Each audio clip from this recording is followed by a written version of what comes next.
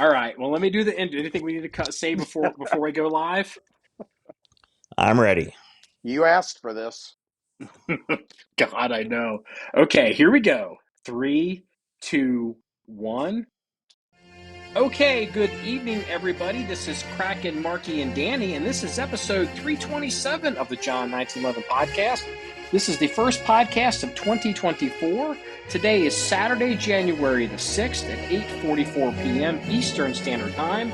I have to say Eastern Standard Time because we are now a fully national podcast with all three of our staff members here. And this episode is going to be listener-submitted questions. And I just warned the boys after collating all of the questions together. They are 5 pages long. And some of these questions are long and quite rambling. So I may have to truncate some of them. Like the second question is literally 2 paragraphs. So I'm not like, so we'll do the best we can, try to get through this, but we're not going to do a 4 hour podcast. But, You should you have know, cliff noted that list. so I'm not going to work that hard. I've been busy. The whole point of a Q&A is to take some of the workload off the producer so we can have some holiday time. So Yeah, well, hey, you and we had some holiday time the other night. It was pretty nice. we did. So Danny and I had dinner at the Capitol Grill in Indianapolis. It's kind of my spot. And then actually Kraken is going to be coming into town, and we're going to be having dinner and probably shooting. I don't know whatever day that is. We'll kind of nail that down. But that is the current plan, right, Kraken? Absolutely. Okay, so they'd be After good times. when we're off pod, give me those dates because I might be free that weekend. Oh, that's right. Mrs. Danny's Oh, going to be out cool. of town, so we'll get everybody out. I just got to warn you, there are no facilities at the John 1911 range, so y'all have to get hotels. So just keep that in mind. So we're not going to start framing until probably first week of February. So, all right. So anything we need to say or do before we get started? No, I've got my bottle of water and the barbiturates. I'm ready to go. And I've got my binder. Okay, okay, John Kareem Pierre, whatever. So I'll let you and Danny fight it out, in the press room. So okay, first question comes from anonymous. Why is Marky's car called the penis car? Kraken, would you like to answer that? Oh, that one goes way back. And it was just some smart ass sarcastic comment that I came up with. Because people are always saying around here, if you got a big jacked up truck, you're compensating for a small penis. So I thought, well, I'll never see Marky in a big jacked up diesel Dodge rolling coal, but he does have that fancy sports car. So on one of the posts one day, I just put hashtag penis car when he was talking about his car, and then it morphed into hashtag penis gun and about any other penis joke I could come up with. Yeah, I so it think has become. I think we need to upgrade that to penis tractor because he got one of the biggest tractors you can get. This is true. I love my tractor. I mean, like if I had to sell vehicles, like the Porsche's first. Like the last thing, like I would literally sell the Porsche first. I would probably sell the truck, and then like the last, like I would literally drive a Toyota Corolla, 1989 Corolla, if it meant I could still keep the tractor. Just like I'm telling I you, told Marky, all I want you to do is admit the love affair I told you that you would develop with that thing. Was I correct? you are correct. I have full blown tractor fever. I I, I literally, like, I was driving, I don't know, somewhere from here down south, and I'm looking at every roadside tractor. Like, I look, oh, look, John Deere's. I look at, like, I can't remember what it was in North Carolina. I think North Carolina their road crews are using a limited run of white Massey Ferguson tractors because AGCO bought the white tractor name, white brand, and so they made some white tractors. And my tractor brain now sees that stuff. I mean, I'm just looking. I mean, Fendt. There's a Fendt dealer now that's shown up not that far from us. I'm looking at those. I went to the I went to the National Tractor something down in Lexington over the summer because I wanted to see what kind of bigger tractors they had, and I was looking at the big case tractors, like these giant case tractors, and just so I could get extra seat room in it, and just like I don't know, get a and like I mean like the building we're building at the barn or at the range is got to is the doors have to be as much bigger than the current tractor size just in case we ever get bigger tractors. So You're deep. I'm deep. It's bad, dude. It's bad. Penis tractor's coming. Oh Penis yeah, it is. tractor. Penis Yeah, tractor is yeah. coming. Yeah. So You this, might I want yeah, to rephrase that because yeah. I got no that might shame. show a little too much love for your tractor. Yeah, yeah. I just want to see when he cultivates. Are are, are we going to have to get the giant industrial sized roll of saran wrap for him and his tractor? Yeah, Fuck. You better believe that thing will be wrapped in Visqueen through the winter. So the range sits between two small towns, and so one small town's much bigger than the other. And so it's like, I don't know, 5 miles one way and 4 miles the other way. So to get gas for the tractor, Fuel, I don't, yeah, fuel. or to fuel. Talk right if Okay. you're going to Uh, talk. okay. And I drive down this main road and then this other main road, and I get more dudes coming up, like talking, like either like asking about the tractor, coming up at, one that, is that one of those Massey's? Because they haven't seen Massey's out there because Massey kind of went away, I guess, for a long time. It's mostly John Deere's and then Kubota's. And I've had more old men. I had this one guy, he was an old man, and he sent his grandson over to ask me about the tractor while I was pumping gas at the off road gas pump. How many You're horses in put. that truck? I hope you don't put gas in that thing. Or diesel? The off road Fuel, diesel. fuel. Yeah, fuel. Okay, okay, okay, okay, okay, road worker. So, all right. The next question is from Rocco Ben. My question: what do you think is the best entry level American made 1911 on the market today? Kraken, do you have an opinion on that? In 45 is in a traditional single stack. I would say probably SIG in my opinion. For entry level, I think I'd go with Rock Island. Well, Rock Island's not American made. Oh, they're Rock not. I thought Island, they no, they're were. nah, no, no. No. There's Rock Island Arsenal that's up near you, the original military facility.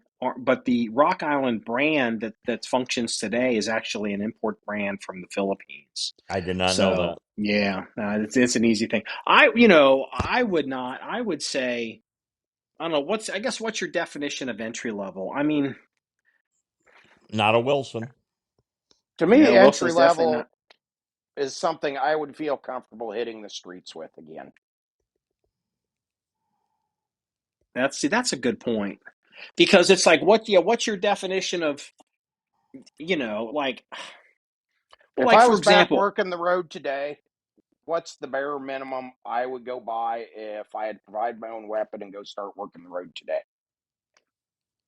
I saw a used Ed Brown pistol on Gunbroker last week for $1,500, and it looked barely used, and it's probably a 15-year-old gun, Mm-hmm. and I was like, that gun is a steal. You know what I mean? Because you'll pay more Oh than that yeah. for a Dan Wesson, and so I don't know, like for street use, I mean, I would probably say Dan Wesson. I Well, mean, if he wants to may, go, may, may, maybe go a ahead, Mark. Springfield. No, maybe a Springfield, but I mean, some of those Springfields might be okay. Entry level, maybe. How about an old service Colt? Nah, I think Colt's a dumpster fire. I would never. But I don't recommend Colts even today. yeah, but Colt, he said entry level. That's the key. well, it's got to Entry work. level. Well, no, okay, it's got to work though. And I know the Colt guys they want to wring my neck, but they know if Colt was so good, we wouldn't have all these companies making 1911s today. We just wouldn't. So I don't even today. I don't recommend Colt. And maybe that's not fair because I've seen like the colt competition models on the internet, but I don't know. I mean, American made. I mean, even Springfield, like this, some of the Springfield guns actually come from Brazil, right? They're not. Are they actually Yeah. American made anymore? Yeah, I don't Some know. are, some aren't. So Rocco goes on, and Rocco has two paragraphs. Some Rocco Colts don't get use. two paragraphs.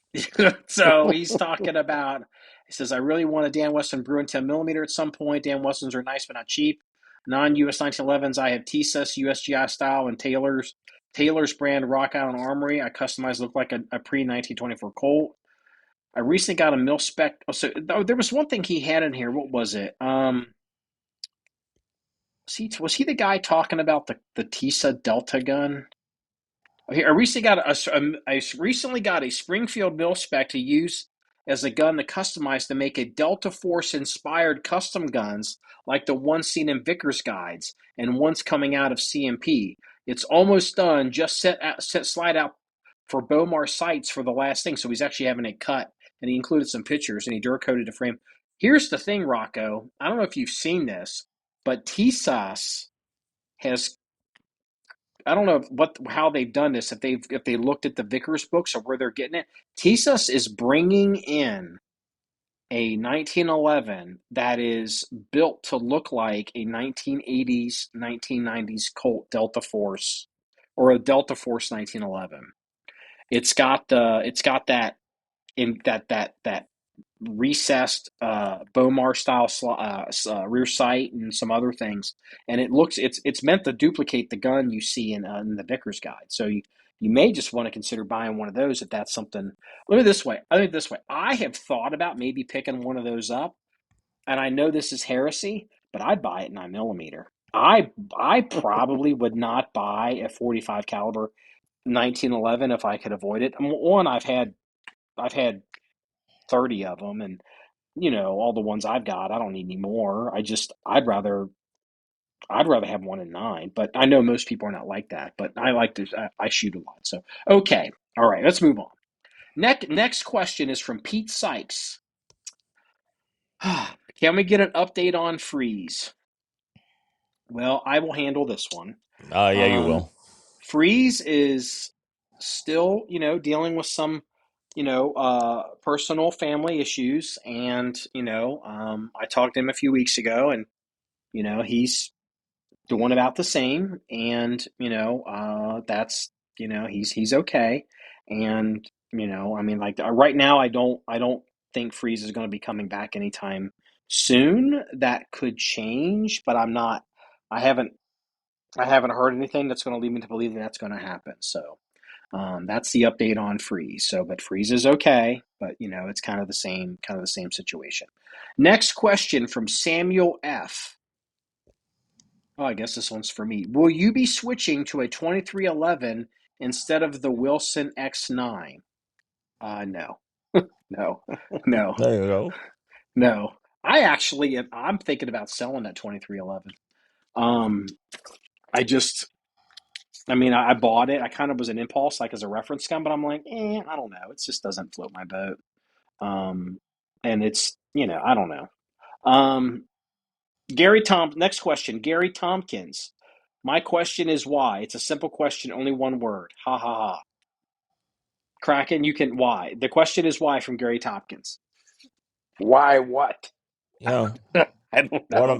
kind of I mean, metaphor is you that? really don't want me to go down that rabbit hole. And honestly, I'm just not prepared to answer that question from up here today. Yeah, there you go. Okay, okay, John. I don't watch the new John Kareen. What's her name? Jean Binder. Kareen Binder. That's what they call her. Okay, Yeah, all just call right. her Binder. Make it Just easy. call her Binder. Okay, here's the next question is from James Stewart. He's kind of a regular. We know James. You need a range farm dog to keep you company. Yeah, yes, I do. Yes, we're big dog lovers around here. Um, Let me see here. The next question is from Level 42 Universe. That's his name. His question is, did you mean it when you said Gaston Glock was one of the greatest pistol makers, or were you just not trashing the dead? Jesus Christ. I don't know. Well, he does have a legacy.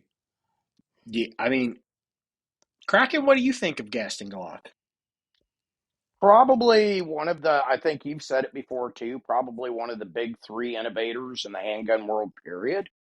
Uh, Pretty much every striker fire weapon that you can buy in America is at least remotely patterned off the Glock. Glock Oh, has yeah. a huge market share of the law enforcement market. There's a lot of military units using Glocks. You just, I mean, they're ugly as a redheaded stepchild, but you just can't argue with them. They just flat work. They've Hmm. been working for all of my career, and I don't see anything on the horizon that's going to say they're not going to be a major player. Yeah, I mean, I've said this before, and it's got like if I was in a situation where I was responsible for, I don't know, like let's say I had to be the person responsible for a bunch of, I don't know, like 10 guns for 15 guns for a small like police department or something, you know, they'd all get Glocks because unless you're a dedicated, I'm a dedicated 1911, aficionado, and I'm interested in them and I round counts do this and do that, but like if I have to like worry about 15 different guys with 15 different guns at varying levels of interest and ability, and some of them are gun guys, some of them aren't, don't know if they're taking care of their gun, what I mean, I'd be like, y'all motherfuckers are getting Glocks. I mean, that's just the reality of it. And I know the 1911 guys and like the gun forums don't want to hear this about Gaston Glock, but here's the truth about Gaston Glock, because I have to be real. Okay, in historical terms, I'm going to give a different example in historical terms. So, in the history of mankind, Magellan is the first person to circumnavigate the world. Okay, Christopher Columbus, discovered the Americas. Yuri Gagarin was the first man in space. Neil Armstrong was the first person to land on the moon. And 1,000 years from now, those names will still be known. 10,000 years from now, those names will still be known. And the reality is, in that vein, Glocks are kind of that important. They're the Gaston Glock is up there with Samuel Colt and John Moses Browning because his design. I mean, the only thing that's going to come after a Glock is going to be some kind of laser blaster or something. Something from Star Wars. From modern gun technology, I don't think can really go beyond Glock that doesn't involve laser guns. So I know a lot of the 1911 guys or gun enthusiasts don't want to hear that. Um, but on the other side too, it's not a perfect gun. I mean, no, I don't think anyone here would agree it was a perfect gun. I mean, but it's good enough. Mass produced, doesn't have to be really hand fit. So yeah, I mean, I guess I did mean that. Okay, all right. Next question, Richard Livings. We all want more 4570 Sharps videos and sweet sniper videos. That reminds me, Kraken, do you have a 4570? Yes, I do. What do you I have? picked I picked up a Thompson Center Contender with a 16-inch carbine barrel on it, and it came with some 430 grain plus P Bear Stopper HSM loads. Oh Oh God. my God. And I've shot one, and my cousin has shot one, and my cousin is close to 400 pounds, and I'm pretty sure he said motherfucker, but it was in Italian after he touched it off. Handed me the gun, walked upstairs giggling, but still wouldn't speak to me for a good half hour afterwards. Mm-hmm. Yeah. He was, Yeah. Go he ahead, was Dan. busy taking a bath in Bengay. We're cousins, but we're not that close of cousins, I mean, so on his I'm not sure I shoulder. want to know. On his shoulder. You guys' uh, minds are in the gutter. I'm so ashamed of you. So, well, Kraken, I was gonna ask you to maybe bring the 4570 when you're in town, but now that you told me about the HSM load, no, Oh no, they're not that bad. You'll be you can leave fine. that shit at home. So No, I'm gonna bring that one.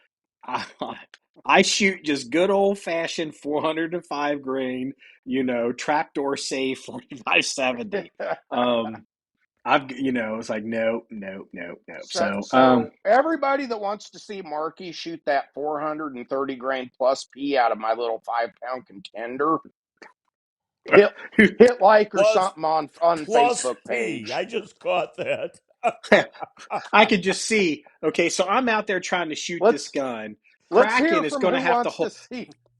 Kraken's going to have to hold the camera, and this video is going to look like something out of the Blair Witch Project. It's going to be a bunch of shaky camera, and then a loud boom, and then someone's going to be crying, and then like someone's running in the woods. It's going to be like a horror movie. We're So, gonna have to yeah, put the camera on a tripod because I will be giggling too much before you touch it off to hold the camera steady. Well, if Kraken, I hate to be one to out giggle you, but the other night at dinner, out of nowhere, Marky was chewing a piece of bread, and I told him, I'm a better shot than you anyway. You should have seen him choke. He went ballistic at the dinner table. No, you're not. The entire restaurant heard. So you saw his 590 Mossberg video that was not. Yeah, I was not good. with It was birdshot. entertaining, and I did it just to wind his ass up. I'm gonna take him duck hunting. I'll look like a rock star in the duck blind sitting next Yeah, to you'll Marky.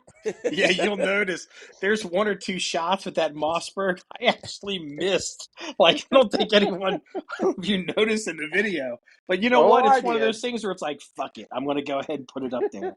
So oh That gave God. me a good So laugh that day. hmm Yeah, it was fun. Shooting guns and Well, having fun. yeah. we did. Even Mrs. Danny was sitting laughing to herself on that one. So Okay, okay, it was okay. entertaining. I changed the subject. Next quest, get off of how like I haven't shot that gun forever. I'm terrible apparently at that gun. So next question is from James Fisher. This is a decent question. Is a 4-inch 1911 and 45 ACP still worth having if made by a competent gunsmith? Yes. I would say hell yes. Yeah, I would say a 4-inch. I would make sure it's a bull barrel. I wouldn't try to have it with a bushing. There's a reason you'll see these guns that get below 4 1/4, the true commander size, why they do bull barrels. And I'm not the biggest fan of command. I mean, I like commanders, but um, See, I do. yeah. Well, look. Here's the thing. You look. Okay, James. Here's something to consider. So, well, sure. I mean, a quality gun's a quality gun. One of the issues that people run into with these short 1911s or really short handguns, it's not just 1911s and it's not 45 ACP and it's not 4-inch guns. It's all of them. Is people will buy these guns and then they'll buy self defense ammo or they'll buy ammo expecting a certain level of performance, not realizing that that performance is predicated off of a longer barrel. And so, like, you'll see dudes running like, 230 grain hollow point 45s out of a 4-inch 1911, and they just like, have you tested that in gelatin? Because it may not go fast enough. You lose at least 100 feet a second per inch the rule of thumb, and you can have fast barrels and slow barrels, but like you run these small guns and then hollow point ammo, that shit may not even open up.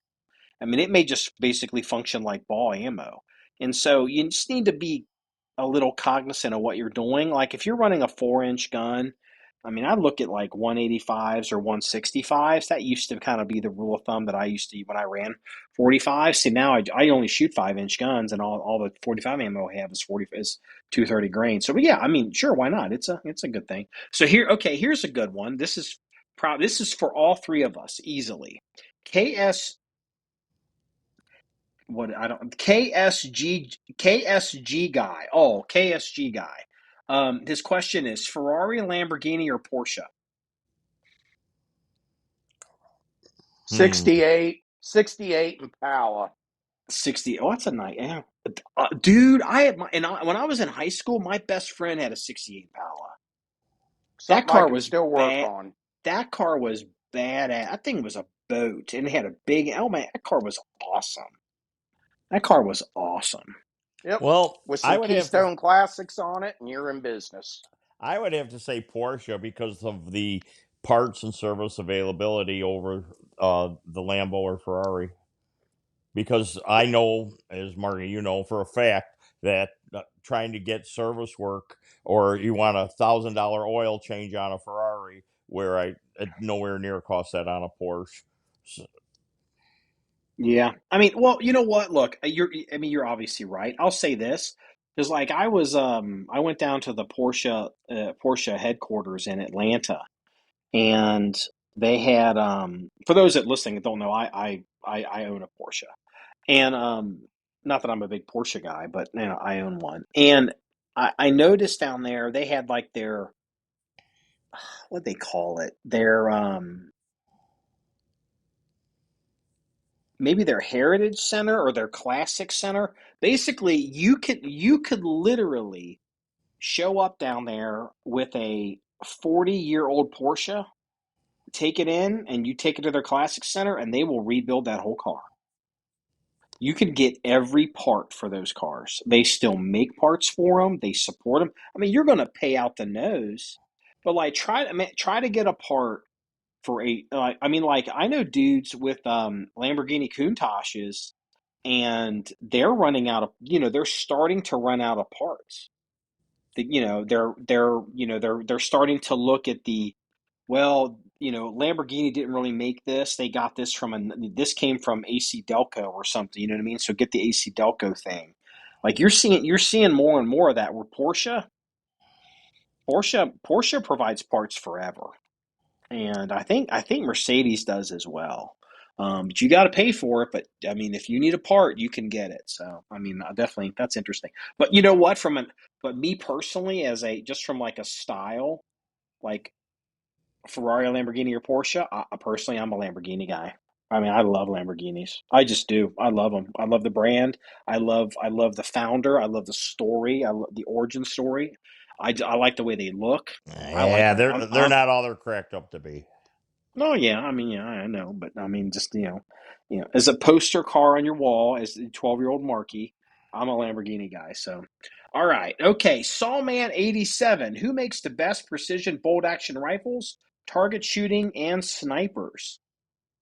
Kraken,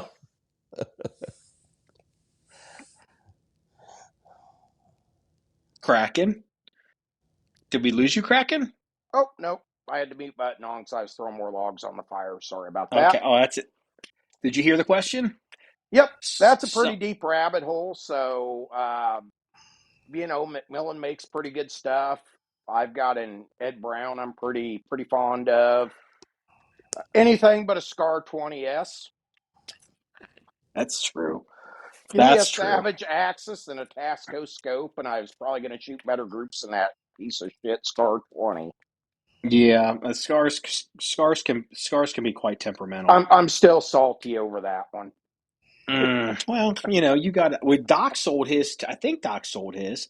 Um, he's look. I mean, I'm obviously a Blazer guy. But on this, honestly, today, like if you're starting from zero and you actually want to, because they really do precision rifles, and you want to get into the game and you want a gun that's got all the potential and all the parts and all the service and all the options, a gun that you're a gun you're never going to be like, god damn, I wish I had more gun.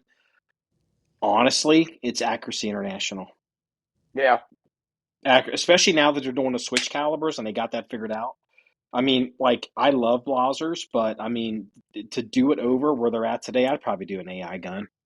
um but yeah, I mean, so, I mean, Mile High, where is Mile High is in Colorado, right? Isn't Mile High shooting Yeah, that's Colorado.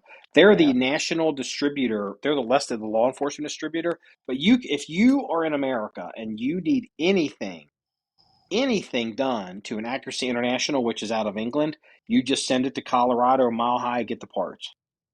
Yeah. So yeah, barrels, service, all of it. Warranty work. I think they can even do warranty work there. So all right. So okay. All right. So next question. Okay. Mork from Orc, not my real name. Okay. No, really. Okay. Have you shot the new Wilson combat pistol that was leaked on YouTube? I know gun reviewers get new guns first. Number one, we're not gun reviewers. If we want your shit, we're going to buy your shit. That's what we say. No. Number two, no, I have not shot that gun. I've never seen the gun. We saw it on the video on the internet, so we don't know. No, we haven't seen it. So we don't even know. We don't even know what it is. Like we know it's something. I mean, we're not even certain. Like a guy was looking at the gun and I was like, man, it's got a grip safety on it.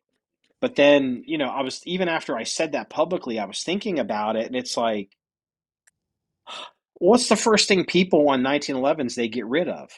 They get rid of, delete, or pin grip safeties. And it's like, well, maybe it's not a grip safety. Maybe it's just like some big, rear, rear beaver tail thing. You know what I mean? Like, I have no idea. Like everything we said about the gun was truly a shot in the dark. So no, we've never seen the gun. Next question from anonymous: why don't you shoot the VP9 anymore? Because I shoot the X9L. Kraken, do you have a VP9? I did. I moved it down the road after a couple years. I liked it. There was nothing wrong with it. I carried it and shot the ever loving hell out of it and never had any issues. Just moved on to other things. I'm I carrying a Wilson right now also. I know Danny wants a VP9. Haven't you been looking at those for a while, Danny? Yeah, very, very seriously looking at them. I like what I mentioned on pod the other night is that new more of the concealed carry VP9, the shorter one. I'm The really they looking at they they those. The they call it the X or whatever. SK. Yeah, S, yeah, the yeah. I really like those a lot. I really like those a lot. yeah. I think the VP9 is a great gun. Um, they're super ergonomic, and I mean, I mean, again, this is one of those things. 1911 guys don't want to believe this, or traditional guys don't want to believe this. That that ambidextrous paddle that HK uses to drop magazines is superior to the button, Oh, love to it. the American mag button. It's Loved it. superior. Yeah, and the thing is, like, it's like, well, I've used the button, I could never use the paddle. The reality is, you can use that paddle if you've used the American button. You can use that paddle and literally not change a thing because your finger actually hits your mag button at an angle, and it'll push that paddle down. But the nice thing about the paddle is because it's ambidextrous, most of the time, truly ambidextrous mag release buttons are super easy to accidentally drop the magazine. The FNS 509 guns were notorious for that. I've been hearing rumors that the new what's that Wilson what not Wilson what's that Springfield gun that they're bringing in from Croatia? They're calling it something. It's like a Glock copy that everybody got it all. What is it? The Echelon? Oh, Is that that just it? came out? Yeah, the Echelon. Yeah, that's got an actual ambi button, and the problem with the ambi buttons are a true ambi button that goes back and forth is, it's easy to hit with your offhand. It's easy to hit with a flashlight, and here's one that really bums you out. If you carry an ambi button gun, not AIWB, and you do a lot of bending over and you're squeezing those holsters, you'll find depending on how everything is set up, you drop your magazine, or you unholster your gun and your mag falls out. So I mean, just from a true ambidextrous, if you want a button that works on both the left and the right, the HK levers are superior. They just are. If you've ever used them, it's be obvious. So next question. CH-47 dad. Well, that's cool. I guess he flies helicopters. Does John 1911 have a Bull Armory 1911? No, we do not. Next question. Oh God, this is a long one. From Chevy Hurto. Hold on, let me check here. This goes on the third page. Okay, he's got a bunch of jokes in here too. Chevy Hurto. I could ask a million questions over the decades of owning and shooting 1911s. I'd say 999,000 are or have been answered in some form. So the top 10 are maybe redundant or speculatory. Number 10, why hasn't, with modern metallurgy, anyone produced an aluminum alloy slides that work? Uh, uh, Aluminum is soft. Aluminum is crazy soft. You could make it, but I would think it would deform. Heat distribution too. If you Oh. run a lot through I'm sure it would swell and Well, tensile but those strength would change and everything. is well that but all they're metal anyway. But isn't the melting point of aluminum lower than steel? Yes. I think it's probably durability because aluminum is just soft. Aluminum is a soft metal. So number 9, the perfect pistol is a solid 1911. It's so refined, money is irrelevant, yet accuracy is almost the same from a $400 GI to a $10,000 Supreme handmade masterpiece, leading some to believe the quote fine wine is just hype to the common beer.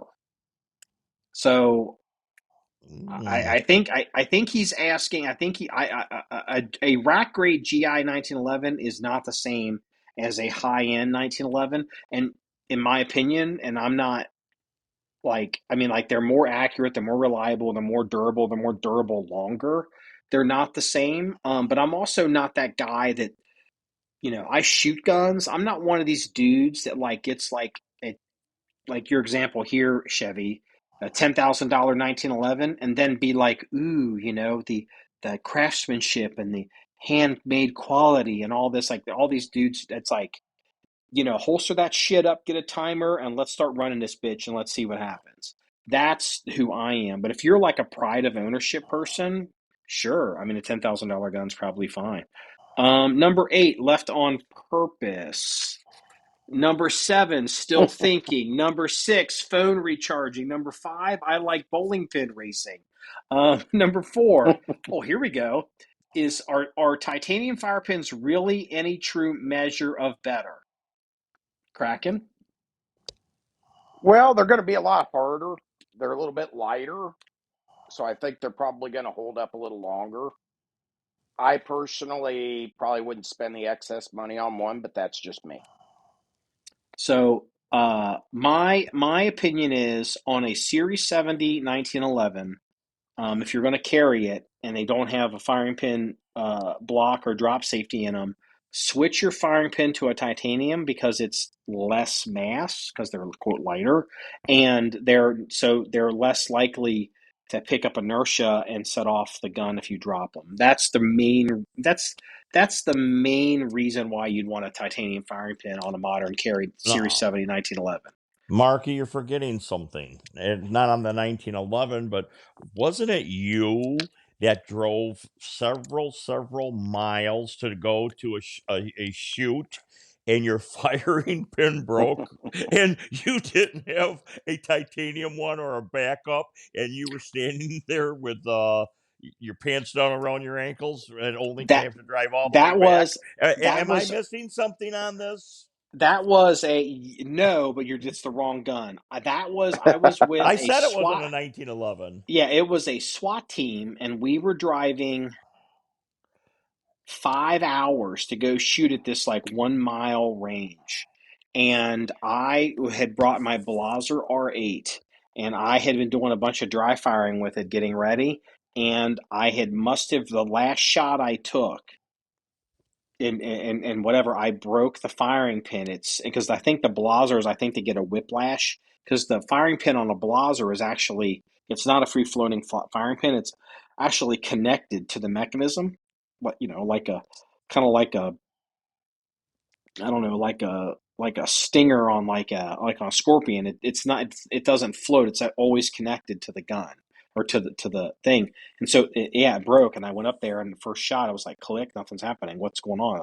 Is I thought it was out of battery or something. It took me a while. I took, I was diagnosing, and I'm like, oh shit, is it the firing pin? Break the gun apart, pull up the firing pin, and I'm like, oh damn. And the thing is, I've never actually personally, I've broken firing pins on Blazers. I've never personally changed one. It's pretty complicated. I called Blazer and said, "Hey, can you send me a firing pin?"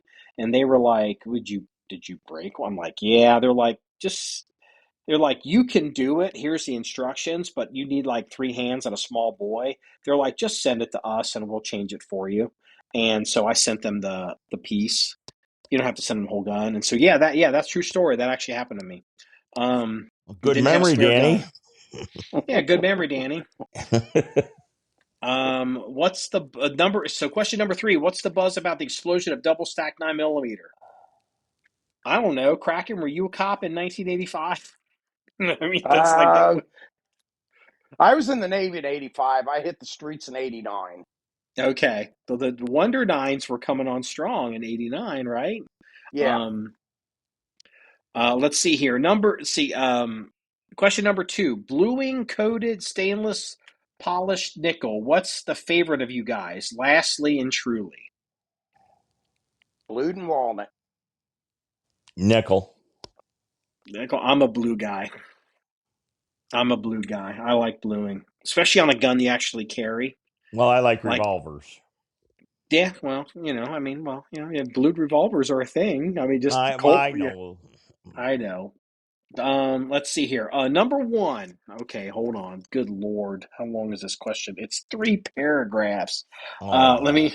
Hold on, hold on, hold on, hold on, hold on. I better check the Uh, charge on my iPad. Okay, hold on, hold on, hold on.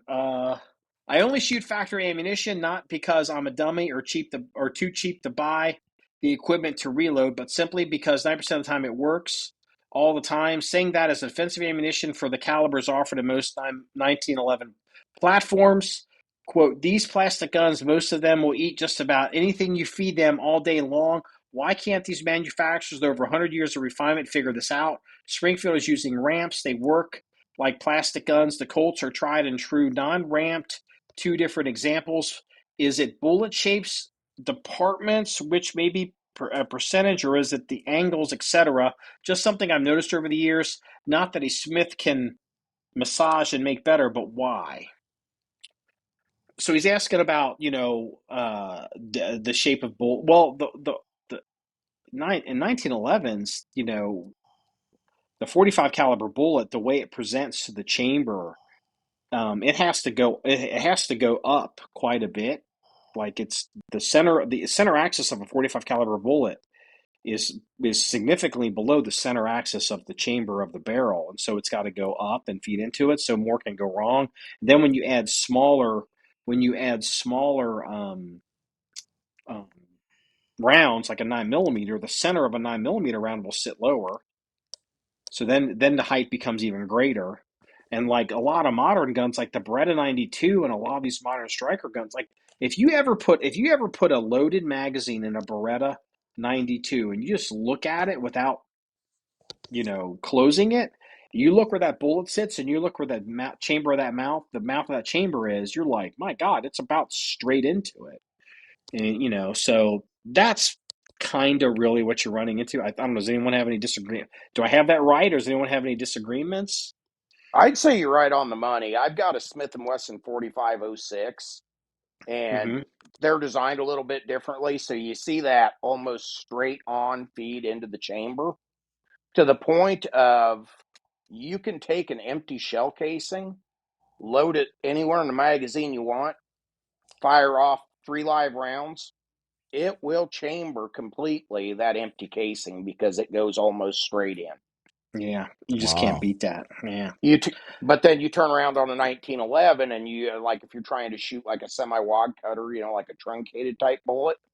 yeah, Uh, like the guy said, if you're not massaging the feed ramps and you're gonna have to set the gun up to that particular bullet because of the angles. So you're right on the money, yeah. Okay, all right. Next question is from SP101 guy. Who does Marky hate more, Colt or H&K? I would say H&K because of the owners. They think their shit doesn't stink, and they're just as delusional as the Korth people. And also, H&K as a company was run so poorly, and I mean this as a business person. The H&K as a company was run so poorly for so long that it's literally it's almost criminal, and I mean that literally. Like I mean just as an example, like we were talking about the HKVP9. Okay, Colt or Glock entered. When did Gaston Glock invent the polymer striker fired Glock? And really start to have commercial success. I mean, he built that gun what, over 45 years ago? I Well, I was seeing them pop up at the academy in '89. We had 4 or 5 guys that were running them then, Mm-hmm. and that they were So considered the newest, latest, greatest thing. okay, let's not even go when they invented them or when he invented that or when Austria did it. Just think about when they started coming into the U.S. and they started really catching on. So that was 30 years ago. That's fair, 30 years ago. When did H&K come out with the VP9? It wasn't 30 goddamn years ago. It was about 5 minutes ago. And it's like just the fact that H&K let let other companies eat their lunch and not make a gun that is properly sized for the average person. Like, yeah, look, I got big hands. These H&K pistols, they fit me great. But the average person, you got probably half the population. Those guns just don't fit those people. And that's stupid. And then on top of that, here in America, people love these H&K guns so much. They love them so much that PTR, Set Me, Zenith, all these other companies are making, Tommy Built Tactical are making all these H&K guns and selling them to everyone in this country, and H&K is just letting it happen. And H&K is hurting for money. I mean, if as a business person, if I was somehow involved in that company 15 years ago, I'd have walked in that boardroom with an axe handle, like freaking Al Capone beating the shit out of people. That company was so poorly run until about the past probably 8 years. It's literally criminal. I mean, well, it's insane. you just sold me on not getting an H&K. Beretta 92, here I come. Well, VP9's great, you know. Yeah, but if the company's going to go bankrupt, They're doing much. Well, they're doing much better now. Here's my prediction: H&K is going to end up being an American company. Sig has basically inverted and become an American company. I believe that's going to happen to H&K. I know a lot of people don't see that coming, but I don't know long term. Well, I don't know. Germany's is rearming, and they're kind of taking building up their defenses more seriously. But Germany places such restrictions on foreign military sales that it would still hurt H&K. It'd probably just be better for them to move to the U.S. And H&K's got a facility now in Columbus, Georgia. So we'll see. Long term, I don't know. Okay, next question. Darius Hedger. Can you explain the purpose of the armory? Nothing specific, just generic overall what's it for? I assume maybe movie guns or maybe training aids for government or affiliated entities. Maybe a museum is in the works. Possibly you are just wealthy and want to have examples of cool stuff. Thanks, Darius. So I don't know. What do you got? What do you guys think? Why do we have the armory? Because you reference. can. Yeah, well, you can't. I like that answer, Kraken. Yeah, Um, because it's well, America. Shall yeah. not be. Well, a prime example is when Mrs. Danny and I are going down. I mentioned to Marky, "Hey, I'd like to see a 22 mag." Marky gets a 22 mag, so it's like nice for reference, just things like that. And a lot of cool things, If I don't know, yeah, I can't put my finger on it. I mean, but just enjoyment. There, I'll use that word. Enjoyment. There's the Yeah. purpose of the armory. Enjoyment. You When I know, first go ahead. No, go ahead, when Kraken, I first please. started following the page, you made lots of references on the Facebook page about the reference library and the armory, and and stuff like that. And one of the things that really caught my interest was you kind of came up with, I don't want to say oddball stuff, but not the same tactical carved up Glocks and you know AR-15s with all kinds of junk bolted to them. You would find a story about a 22 rifle. You would find a story about a shotgun here and there. It wasn't just whatever was tactical for the day. And I thought, this is pretty cool. This is something that I'm just not going to see at the magazine rack every time I go to the grocery store. No, Well, no. thank you. Well, yeah, I don't even. Marky's unique, all right. In a good way. In a So, good way. so, I don't know. I have to think about this. Because I didn't, I don't like, I literally was reading that question going, and I know I put all these on a list, but I didn't really read them. So I'm like actually coming up with an answer. So look, I started off like many of the people listening to this podcast. Like I was a gun guy. And like, but one thing that always kind of, so what happened was I liked guns. Like I really liked guns. Even as a kid, I liked it. My parents never had guns. Like I didn't grow up with guns. My parents never owned a gun. But I remember when I was a little kid, my two neighbors, they were my best friends, they were brothers, and their father was big into guns. And I could go to their house and like I was like, they were like show me guns, and I was just enthralled with guns. And I got a BB gun. And I remember even later on hanging out with them, and they took me to their grandfather's house, and I didn't recognize it at the time for what it was, but their grandfather was really into guns. Like his whole garage was full of loading equipment. He probably was like a gunsmith. And just like this whole idea of like, wow, like just you can have all these guns and you could do all these things with them. And then, I would go to gun stores, just trying to, you buy the things, or, you see things like a Glock or whatever. And, like my first gun was a Beretta M9, and I got from a State Department guy. And I was always interested, like I would go to these guns, like, once you've got a Glock, how many Glocks you need? Like I had some, or you once you have a few things, you like how many more so I'd go to the gun store and I would see like, well, what's this gun? Like this is a 1917 Enfield. Oh, so it's a British gun? No, it's an American gun, but it's an Enfield. And it's like, or like, what's this gun? Or this is a Hakeem. And I remember, I will never forget. I was in a gun store, and there's all these old guys, and I was like this college kid, and I'm looking at the racks, and I'm like, "Hey, can I see this gun?" And they hand me the gun, and you want to clear the gun. I remember messing with this, what turned out to be a Hakeem rifle, and I didn't know how to fucking open it. Like I didn't like they handed it to me and walked away. I didn't know, I couldn't get it open. Like I was like, how does this work? And they had to show it to me, and I remember like watch your thumb, don't do this. And I started getting more and more interested in that. And so I kind of had a collection of military surplus. I had guns that I could shoot. I wasn't, a great shooter. I was okay. And, You're but still not. I had guns, and like it was also difficult. Like I'd buy these Milsurp guns, but then like I couldn't really have any money, and I couldn't really afford ammo. Like, oh shit, I got to buy some 7.5 French ammo. And it was just expensive and hard, but I was always doing the best I could. And I built up a little bit of a collection, well, somewhat of a collection, and then something happened.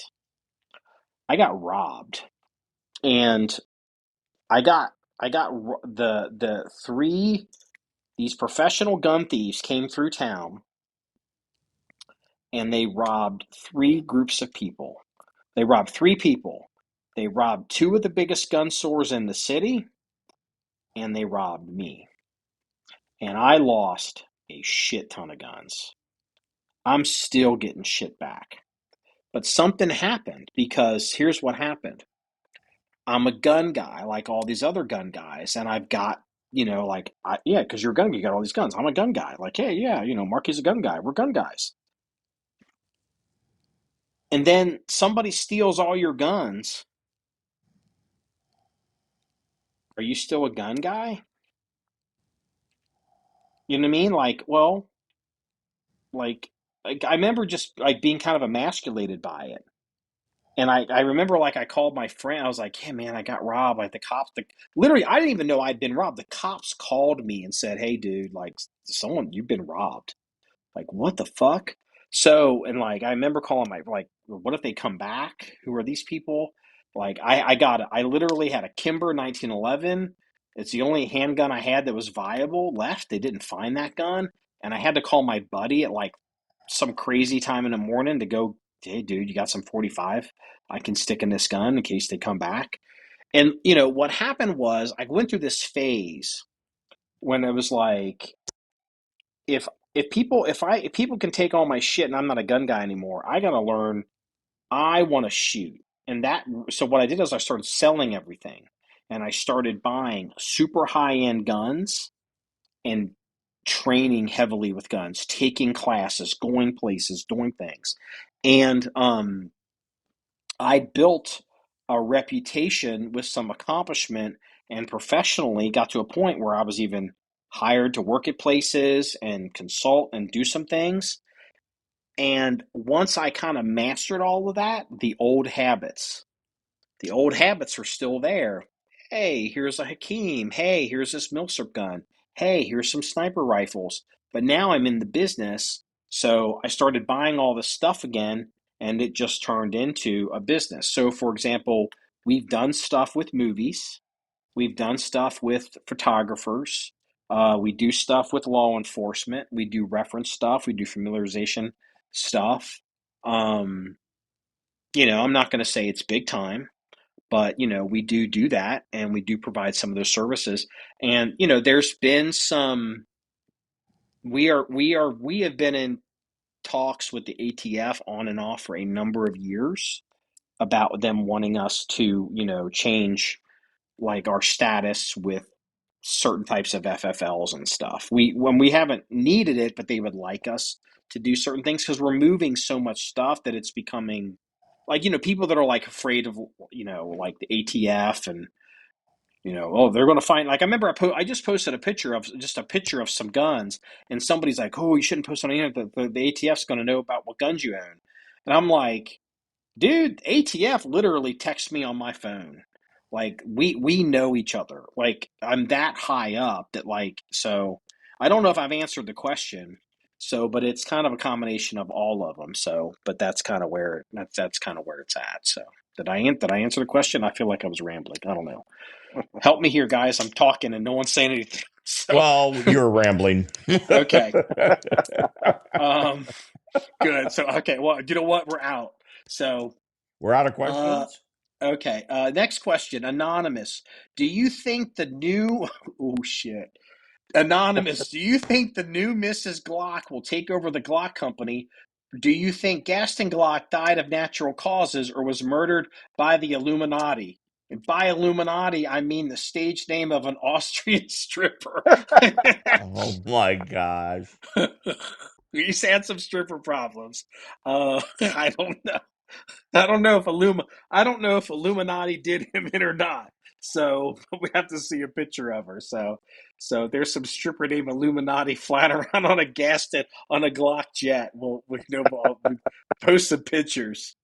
Well, Um, it could have been a naked picture of Nancy Pelosi. let's see here. Oh, Oh, I had to throw that in. there's another session of counseling I'm going to have there. Okay. You know what? I have to get this out of your minds. So here is I mentioned this on the test thing. We're gonna forget Nancy. Nancy's retired. We're gonna forget her boobs, and from now on, we're only gonna talk about that golfer, the female golfer that's always on Fox News, because Fox News tries to find any reason they can, like, somebody says that I'm not wholesome enough, and so and so fights back, and it's just a reason to show pictures of this boobalicious woman. Spiranek, is that, I don't know how to say her name. Kraken, what's her name? Paige Spiranak. Spiranak. Okay, so I was saying her name wrong until someone said it. So from now on, we're no longer Nancy Pelosi's boobs. We're going to talk about Paige Spiranak's boobs. She is the Paige Spiranak's boobs are the mascot for the John 1911 podcast from now on. So that will be the thumbnail for this podcast. So Yeah, yeah. um, let's see here. Next question. Guns 1, 2, 3. Um, I want a tour of the metaphysical place known as the Armory. Well, we can get a facility. We'll talk about it. Next question is from Anonymous. That guy has a lot of questions. That anonymous guy. That anonymous guy, I tell you what, he needs to take it. He needs to go on vacation. So, have you followed the USPSA Board of Directors drama? Do you shoot USPSA? Are you planning on keeping your membership? Do you guys know about the USPSA Board of Directors issues? No. No. Okay. The best person to, if you are interested in USPSA issues, is to follow Ben Steger. His last name is, you spell it Stoger, Stoeger. Ben Steger is, I believe, how you pronounce it. And he kind of documents and does stuff almost daily. The USPSA is basically splitting apart. There's I guess there's some people are accusing misappropriation of funds. They keep Oh, like like the NRA, huh? yeah. It's not like unlike that at all. Let's say, okay, Brian C. Do you have a low ride 1911 thumb safety I could buy or know where I could find one? Damn, I haven't thought about those in 30 years. Kraken, you know what a low ride 1911 thumb safety is? Do you Not remember? off the top of my head, no. Do you remember those thumb safeties that came out of Jeff Cooper's gun site? They Oh, back when he yeah, was building those. them out of the base Norinco pistols. Do you know what? I think actually that is correct. Yeah, you can. I Those think maybe cheap, Novak cheap. might have started Yeah, making them too. I haven't seen those in a long time. So sorry, no, I don't have any of those to sell you. But we have, sorry. But if you look on Gunbroker, you look out. I'm sure. I think maybe Novak might make them, or maybe check with Brownells, or I don't know. But I'm sure if you look at eBay or Gunbroker, or maybe Novak, or I don't know, do any of the boutique places make them? Like I wouldn't be a, EGW? I wouldn't be afraid to, like maybe you'll pay for it, but I wouldn't be afraid to call like maybe Joe Chambers or Yeah, that's true. if Okay, it's next makeable, he question. can do it. Next question from Dartown Frankie. Is there anything wrong with aluminum frame 1911s or other pistols? Is it true they can break? Any thoughts? I don't It want to is answer app. all these questions. You It guys have to is, talk yeah. too. I'm not a fan of aluminum like that being used like that. I'm I right. had a yeah. I'm a steel guy. So I had a Series 70 lightweight commander, and I took it to the academy, and probably halfway through developed a frame fissure, Oh, and it got galled or something, or no, it literally split the dust cover from the recoil lug down. See, no shit. yeah, I'm not a fan of that. I like steel frames. All those Sig 226 guns and all those Berettas and my X9L, they're all aluminum frame guns. But they're about triple thickness through that area too, True. compared I to a think 1911. I'm not a fan of 45 caliber aluminum frame 1911s at all. No, I have done a high round count class. I went through a high round count class about a million years ago with a Kimber CDP, a 5-inch CDP, and it was like a 3 day. Like it was a maybe it was a two. It was about 1,000 rounds, and I was hamburger. I was torn up between the recoil and just the way that gun CDP is supposedly dehorned, tore the hell out of me. The 45 caliber 1911s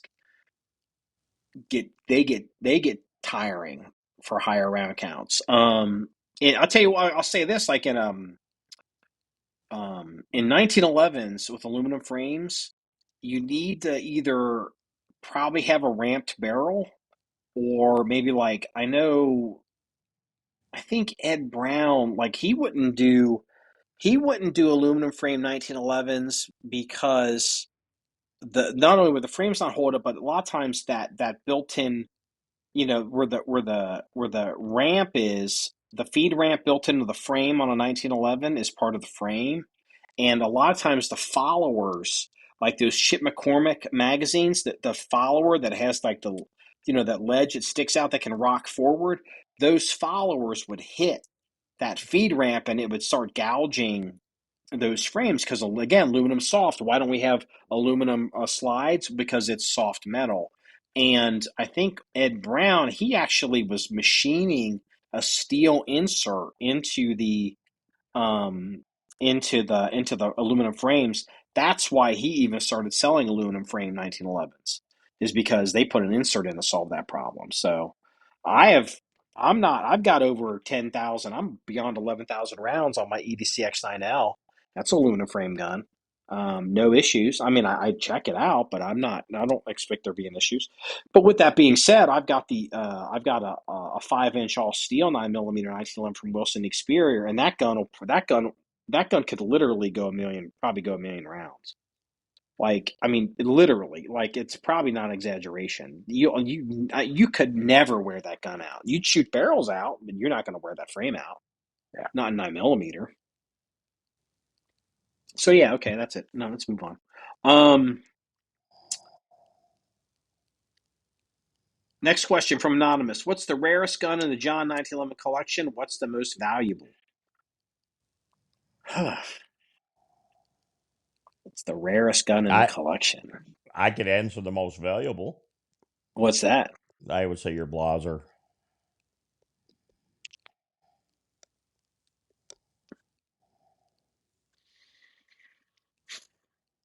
It's possible. It's got to be up there. Well, the thing is, It, okay. So here's the problem. Here's the problem with that.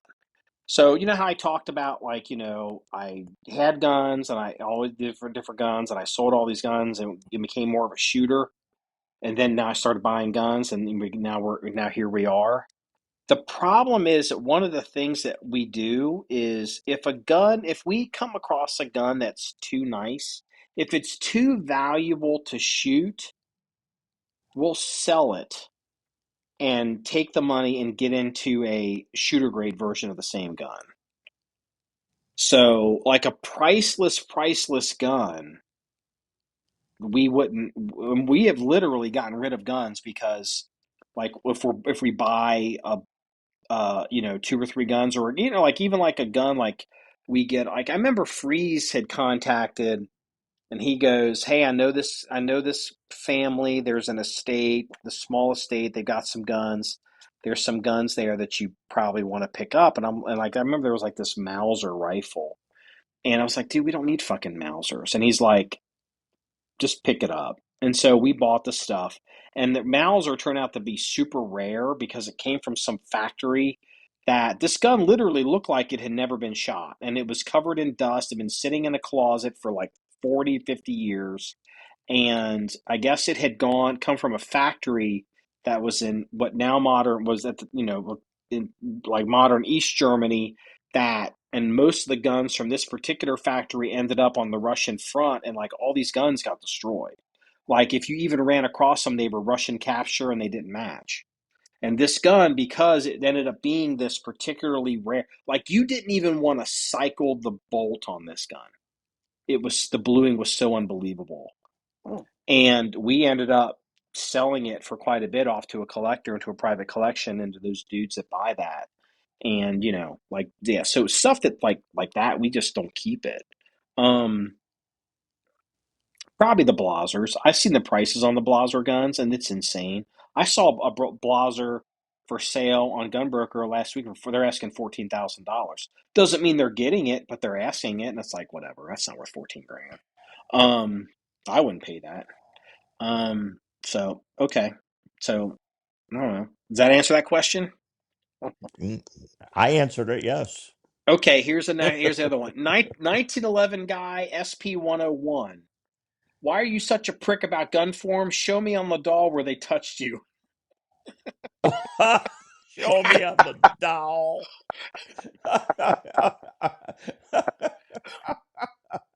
Fucking gun I, forms.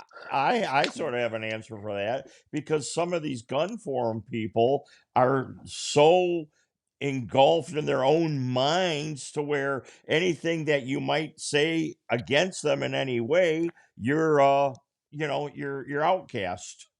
That's my problem with them. Uh, How dare you have a differing opinion? yeah, I mean they're just another club. It's just another elite club. You know what Two-time I mean? World War champion, Fat Man and Little Boy have entered the chat.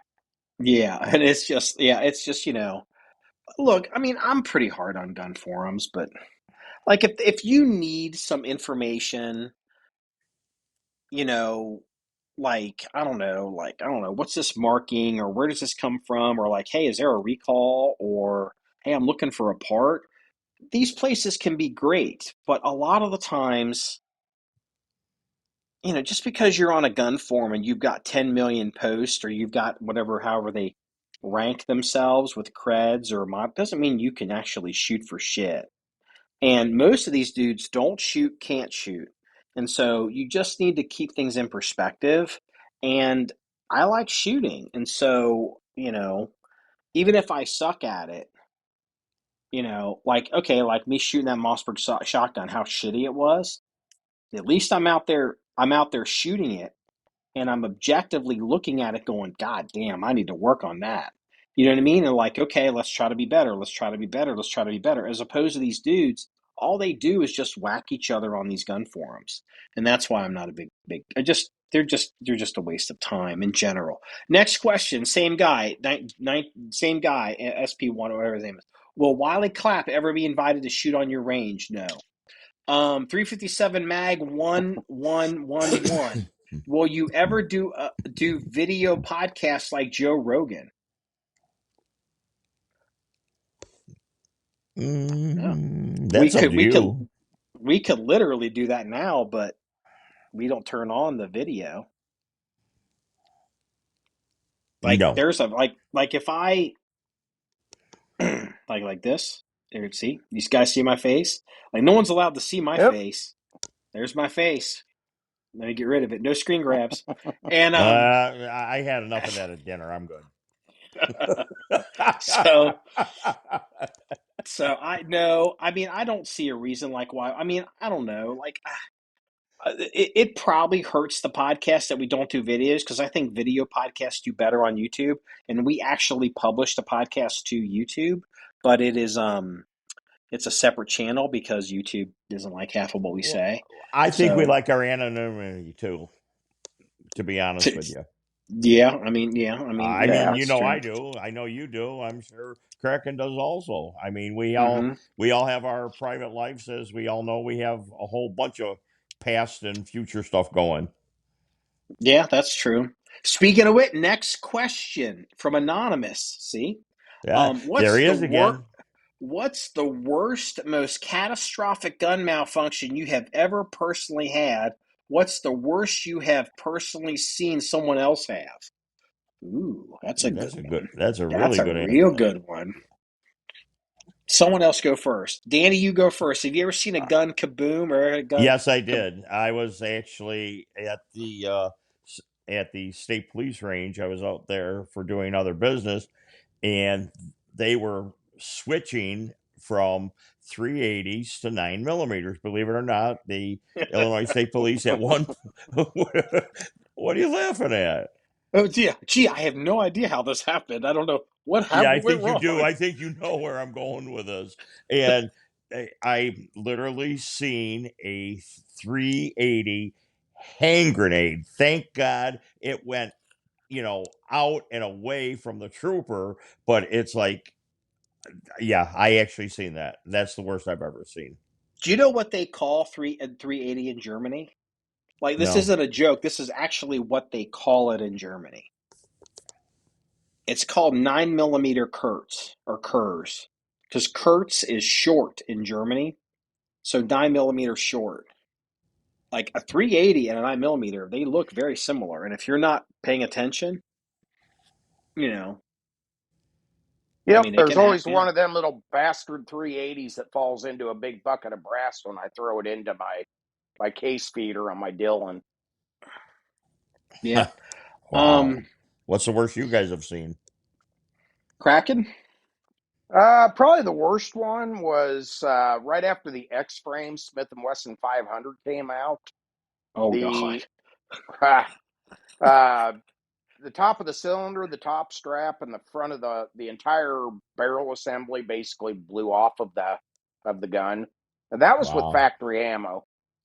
Really? That that wasn't somebody hot. I don't even think at that point. It was so new. I don't even think they were making 500 Smith and Wesson dies.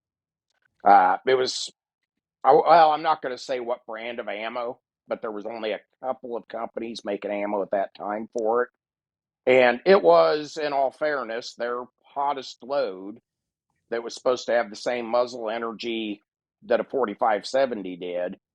Uh, but it was catastrophic. Luckily, a couple of nicks on a hand and, probably a new pair of underbreeches. Uh, Yeah. That's pretty for much what all I witnessed too. for all of us. Yeah, so that was probably the worst one, but I've seen, quite a few like waterfowl hunters get something plugged in the end of the shotgun and split the last 2-3 inches of a barrel. That's pretty You've common seen that. around You've here. seen that in person, or you saw the Yep. aftermath. Nope, I've seen it Okay. in person. Mud or snow, either one will do it. Yeah. It's just kind Um. of comes with the territory of hunting. Yeah. For me, I actually have not. The If I ever had a gun, I've never personally had a gun come apart on me. Um.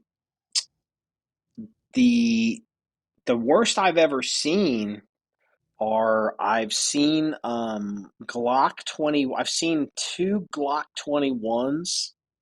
So it's a 45 caliber full size Glock.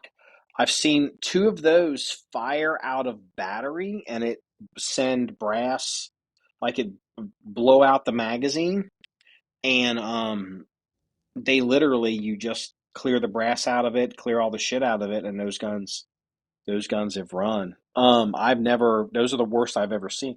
Is I've seen one squib. I've seen one squib is where I work, but they literally, I wasn't running the line. I was running another group, and behind me, all of a sudden, I hear instructors screaming, "Stop! Cease fire! Cease fire!" And they were watching a guy shoot, bang, bang, pop, and they practically jumped on the guy, and they kept him from having a kaboom from a squib. But I've been pretty. I mean, I've been like.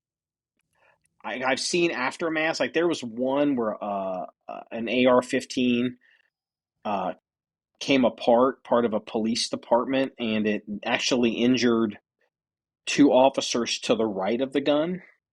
Not as much as the shooter because it all came out the The other ejection port. way, right?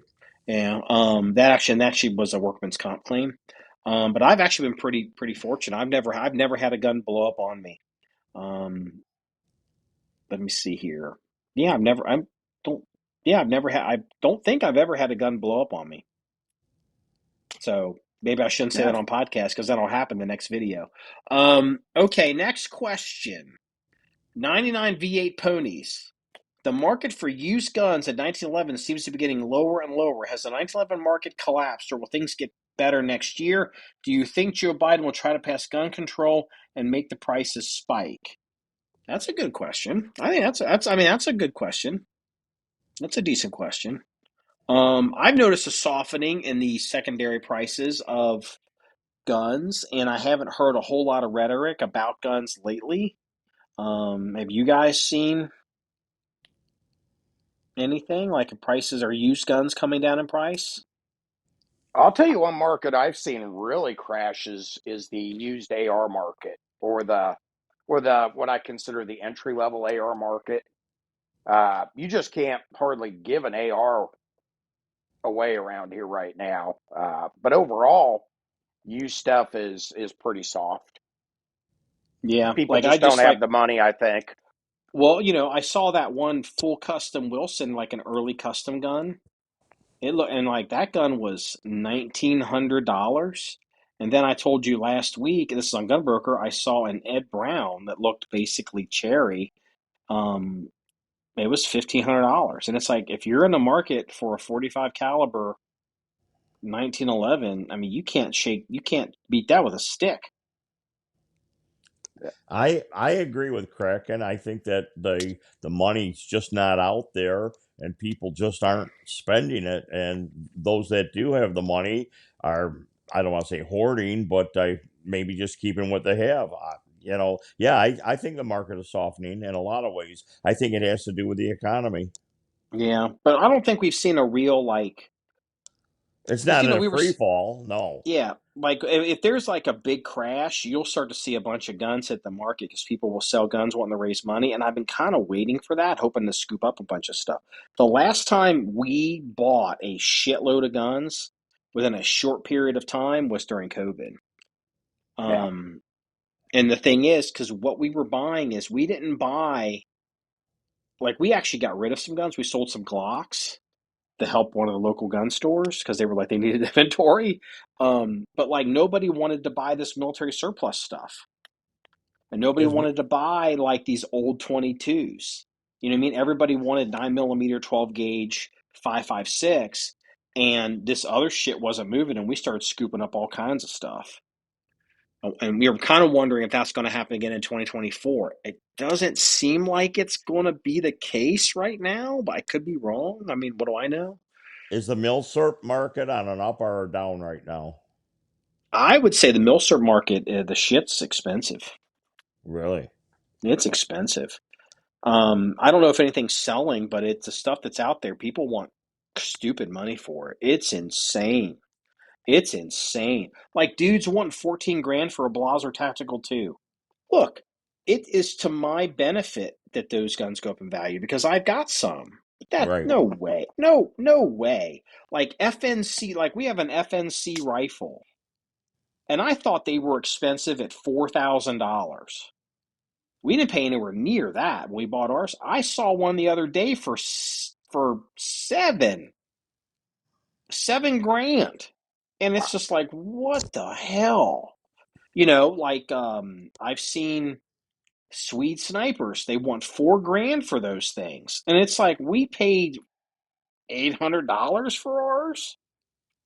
It's just like the stuff's and like I mean like M1 Garand seem like they're sky high. Like all I mean like it seems like every yeah. M1 Garand is over $2,000.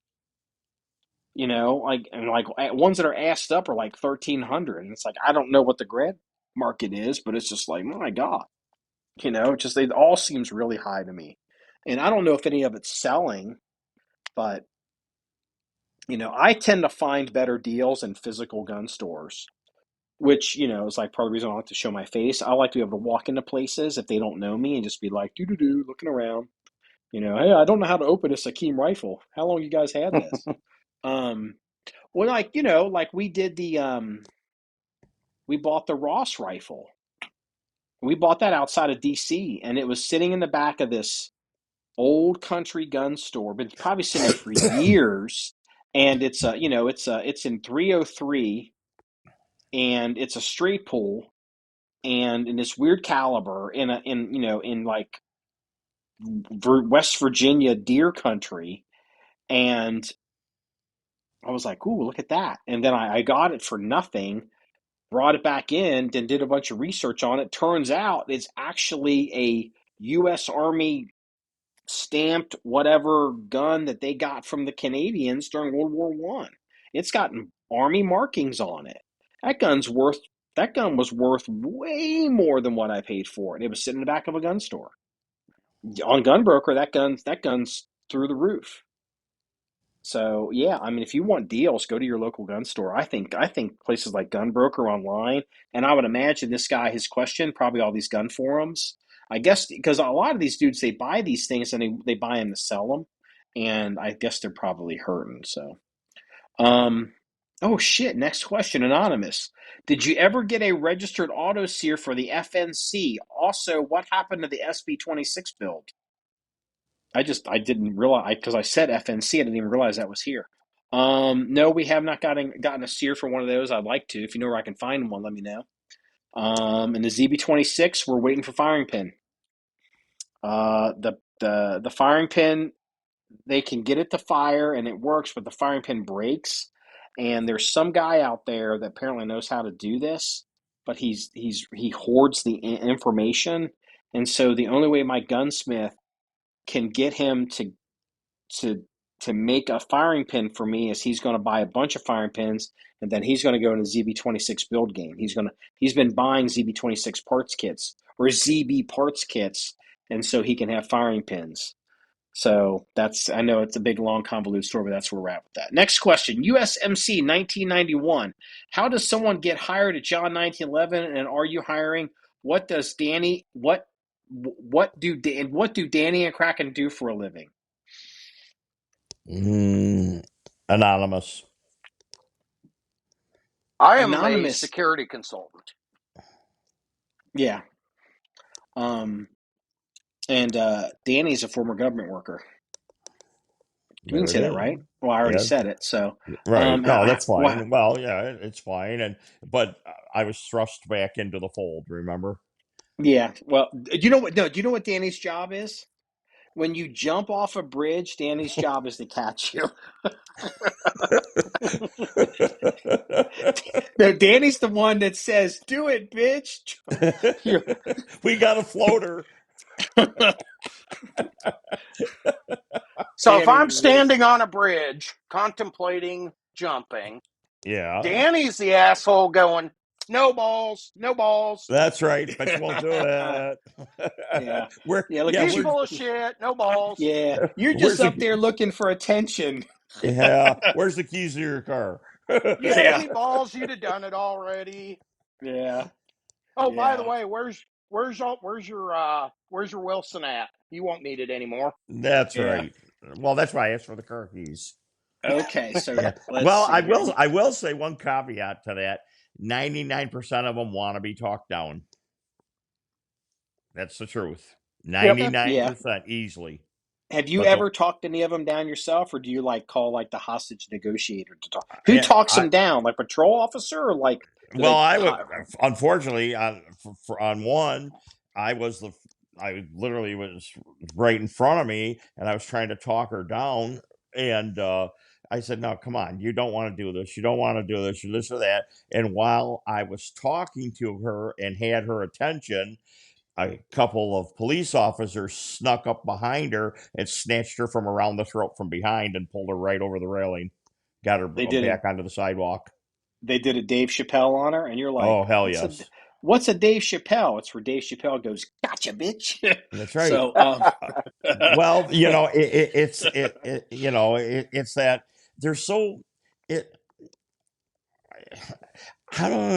They get so fixated on what they're going to do, and it seems the least little difference, like when you're talking to them or this or that, they drop their fixation and then they fixate on you because you're the next object. It's really weird. I'm not good at psychology or things like that, but when it's just something I don't like seeing. You know what I mean? Incidentally, today I didn't know this was going to come up, but I saw a story. I didn't read it. I just read the headline and saw a picture.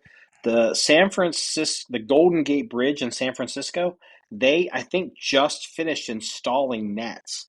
If you look all the way down both sides of that bridge, they have Really? nets. Yeah, they're like mechanical. They're set up and it's permanent.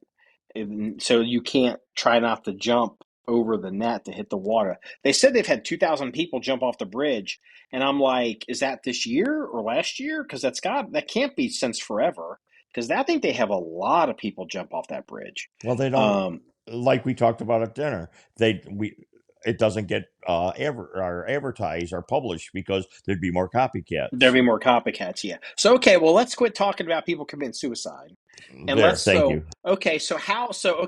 so here's the thing. So how does someone get hired at John 1911? So I guess for the purposes of this question in this audience: how does someone end up being on the John 1911 podcast? How did you two end up here? How did you two jokers talk me into letting you on here? How did this happen? Because I proved you wrong through emails with a history thing, You and you saw got mad about it. you have blackmail tape of me with strawberry shortcake. Wait, That's wait, a, wait, wait, wait, wait. You mean to tell me, Danny, that you did not have to send 2 dozen full frontal nudes of yourself to him to get on the podcast? well, that was secondary. Anyway, Me neither. Me neither, by the way.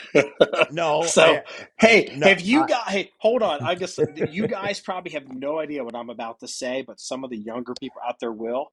Just a few days ago, Cat Williams, who's a comedian. I love Cat. Cat Williams is hilarious. He's wicked smart, but he also probably does drugs. And Cat Williams did an interview with Shannon Sharp. He did a pot, and I've seen snippets of this. He is tearing an asshole through everybody. Like really. he's a cute, like all these people you've heard of. He's like I mean, I'm paraphrasing because he doesn't say it the way I'm saying it, but I don't have 3 hours to do a Cat Williams show. But he's basically like, oh, these comedians, they all suck dick. These people, they steal all the jokes. These people, they ripped you off. These people, they want you to dress. They're always doing trans shit. And it's like he's doing all this, and you can literally Shannon Sharp is so uncomfortable because he's like, oh my god, they're going to hold this against me, and I'm never going to work in Hollywood again. And it's super interesting because some of it's true Yeah. because it's like it is going to end up. It hasn't bubbled up in the mainstream media because it's really kind of just in like the hip hop kind of world and maybe the comedic world. But this is going to be a big story, and he is out in all this shit. I'm gonna It's look that up when we're hilarious. done. Yeah. So apparently, I don't. So apparently, somebody was asking for nudes over there as well. So Kraken, how did you end up on the podcast? So Danny basically proved me wrong on something. How did you end up on the podcast? I had never actually listened to a podcast ever from anybody. And a year ago, you did the same thing we're doing tonight. So I submitted a bunch of questions, and then I thought, well, shit, now I got to stick around and listen to it, see if he uses them. And then we just kind of started texting back and forth, and then I had to take a whole bunch of nudes and baby oil and all that, and Saran wrap. here I am. You No, you I have to sweat too much resend for those saran nudes wrap. because I really don't appreciate those baby oil fingerprints on those pictures. I mean, They're incriminating. so basically, what you're really saying, Kraken, is that every person that has submitted a question for this Q&A, if the questions are good enough, they might end up on next year's podcast. It is very possible. So maybe some of y'all maybe missed your opportunity. An opportunity given is an opportunity that should be taken. So That's all right, true. so okay, we'll go through the next one. Let's see. Detroit Web, has Colt 911 quality gone down since CZ bought them? I don't know. What I have you don't know guys either. heard? No, I don't know Kraken anything about that. Kraken would know. Have you heard anything? I don't run in that circle. I'm not a big CZ fan, period. Uh, so I really haven't heard much. We don't have a lot of guys running Colts around here. Everybody's Springfield, Sig, Rock Island. I would say, just to be fair to Colt, if someone said they had to buy a Colt, I'd be like, I've seen those Colt competition guns. I'd maybe look at 1 and 9 millimeter, and I will say this: uh, I think CZ makes good guns. I think CZ buying Colt probably saves Cole from going out of business.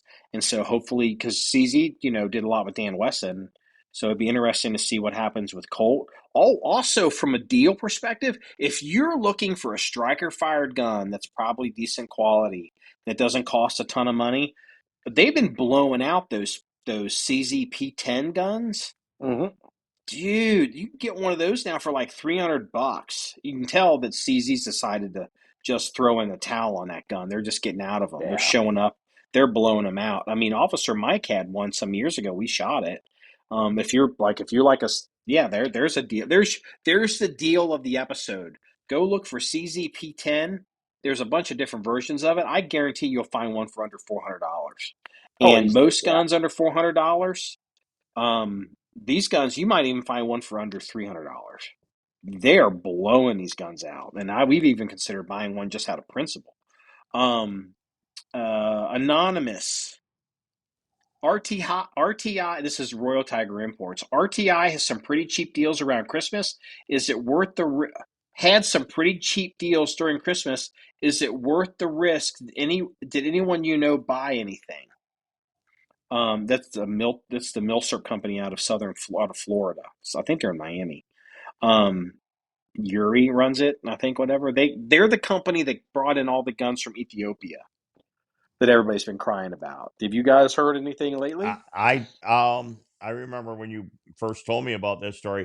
Have those guns that they brought in, have they been open to the market to buy yet? Yeah. Oh, they've been coming out now for probably about 2 years, I think. And I saw some stuff recently. People were getting guns that like I saw this one guy. He bought this gun, and it was like I don't know. It was like the grading on it was pretty good. Like it looked good. It was complete. But then he went to go shoot it, and literally the bullets were keyholing, and the barrels just roached out in this gun. And the problem is because the ammo for this gun, it's corrosive. It's corrosive, and they weren't maintaining their stuff like you would normally. And so basically, even though this gun looked good, the gun's not shootable. It's literally keyholing rounds like it within 100 yards. It's like wow, like holy cow, probably within 50 yards. So Kraken, have you heard anything from RTI besides the usual? No, Anything it's new? pretty much radio silence on those around here. Okay. So, no, I mean, I've looked at some of those guns, like, I guess my only thing I could tell the listener would be like when I'm looking at guns on the secondary market, like I said, Hakeem, um, or whatever, like one of these Egyptian guns. Like if I saw any gun now going forward, I'm looking to see if it has IO, which is interordinance imports, or RTI import markings on it, because I probably don't want to buy it because it's probably something's wrong with it. You know what I mean? Because like we buy stuff to shoot, Yeah. so like that would be the only thing like I would say is these guns move their way through the market. I would be very cognizant whenever you see a gun, be like, hey, what's the import mark on that gun? Um, because I would stay away from it. And this is not something that's new. This has happened before. Do you, Kraken? Do you remember Blue Sky M1 Garands? You remember those came in the Blue Sky guns? No, I don't. Yeah, they had this at least around here. They had a horrible reputation. Basically, you literally couldn't give a Blue Sky M1 Grand away. I think they had all come from Korea, and they were all kinds of screwed up. Okay, last two questions. It's been an hour and 30 some minutes. You guys still with me? Two more Yep. questions. Okay. Rob George, do you think the NFA is unconstitutional under the current Supreme Court's new Bruin standard? If so, what are the ramifications of select fire weapons being widely available to the average civilian? So it's a two-parter. The first parter is, do you think the NFA is unconstitutional under the Supreme Court's new Bruin standard? That's the first question. What do you guys think? Not unconstitutional, but is it unconstitutional for them to be overstepping boundaries? That's a good question. That's a really good question. I would say not unconstitutional.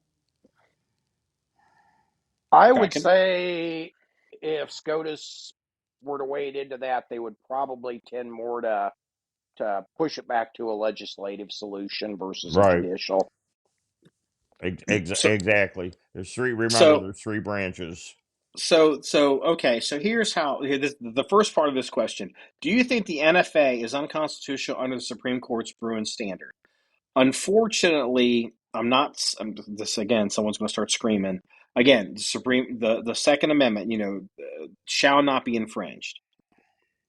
That's not where the courts are at. That's not where the law is. So unfortunately, they passed the 1934 National Firearms Control Act. Here is what I think is probably could affect Bruin, or Bruin could be a positive here. The Bruin will not undo the NFA. The NFA has been around for almost 90 years, and it's kind of like the arguments under Bruin, like AR-15s are in such common use. You know what I mean? Like these are common use, like the butt stuff, the pistol braces, common use, common use, common use, common use. Like you can make these arguments, and also the courts, especially the Supreme Court, doesn't like to undo stuff that has been in place for a long time. However, but the Supreme Court is literally making a liar out of me because they are throwing the limitations under the 1968 Gun Control Act that limits you have to be 21 to buy a handgun, whereas you can be 18 to buy, Right. 18 to buy a long gun. And it's like, wait a minute, are you a legal adult or not? And they've started to push back against that. I think I think where Bruin could come into play on the NFA is I think Bruin could undo the Hughes Amendment because you can make an argument with, the machine guns have been in common use for 100 years, and there's hundreds of thousands of these. There's 400,000 registered machine guns, I think, in the U.S. They think, and that's not even counting all the dealer samples and all that kind of stuff. And what the Hughes Amendment closes the NFA registry. I think Bruin could crack open the registry. I don't think it would undo 1934. I think it would undo 86. I think there's a real argument to be made that you can undo 86. Because the idea you can regulate, this idea of like, okay, if you're going to make this argument to the court that it's the beneficial, it's in society's interest to want to put regulations on these machine guns. That's one thing. It's another thing to say to the courts, we're effectively banning these things and outlawing these things. There's going to be no more. However, all these other people are grandfathered in, and then that has also caused these disturbances in the market. And now these guns are hundreds of thousands of dollars, and that isn't reasonable either.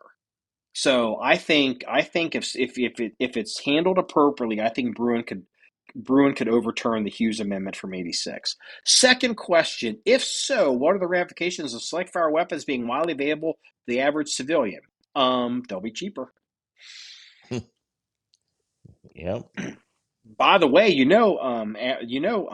select fire weapons are widely available to the average civilian right now. All you have to do is look at the shootings the the the auto sear switches that they're putting on Glocks they're bringing in from China. There's more machine guns now in use. There are more machine guns in use in criminals' hands probably today than there were in the 30s, in the 20s. Like we had a shooting here in Cincinnati, it made all the news, and somebody like at a park, inner city, fired like I don't know how many said they round. There was like they fired 20 some rounds or 18 rounds, or whatever it was, and like 11, like I don't know, like an 8-year-old kid I think may have been killed, like a 13-year-old girl may have been shot. Like there were a bunch of people in this park. Well, the police have released audio of this shooting, and they're looking for suspects, and they're all upset. And I'm listening to this audio because they, for some reason, there's some security camera and they have the audio. And I'm listening to this gunfire, and I'm like, that's an auto sear. And so what that tells me is that's probably a Glock, and it's an auto sear, means it's probably a Glock. The police have not said they're looking for a Glock. They have not said it's a machine gun. They're just saying we're looking for who could be involved in this. And it's like, this is going to be a Glock with one of those illegal auto sears being smuggled in from China as an airsoft part. And this is becoming a crisis because these auto sears are everywhere now. They're Yes, they everywhere. are. I Yeah, mean, there's Yeah. And how about the manufacturers that make those drum mags for Glocks? To go along with those. Well, they know Where's you the can. NFA stopping those? Well, no, there's no. I mean, no. Drum mags are totally.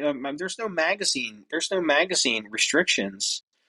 I mean, No. no. Though, I mean, but the. I mean, we've got the 40 round magazines. We've got drum magazines. Those are totally legal. But that doesn't. A magazine doesn't make an auto sear. Doesn't make a machine gun, and those are legal. It's just you know these auto sears that they're bringing in from China that can clip onto the back of a Glock. You just remove the rear plate, the striker plate, and the striker keeps running. And like you can make an argument that it's like, well, these are in common use. You could make an argument these are criminals have these. How come we don't have them to defend ourselves? I don't know if that's an argument you want to be making to the courts, but I mean, we're in a situation nobody's talking about it. I'm willing to bet you we have more because this is one of the common things that the pro gun community will say, and they'll say machine guns are almost never used in a crime. That is true. That has changed a lot within the past probably 18. I'd say over the last 5 years, it's really been going up, and I'd say over the past 18 months, it's been getting sky high. It has been getting sky high because there's dudes out there with auto sears that just are looking for Glocks to put them on.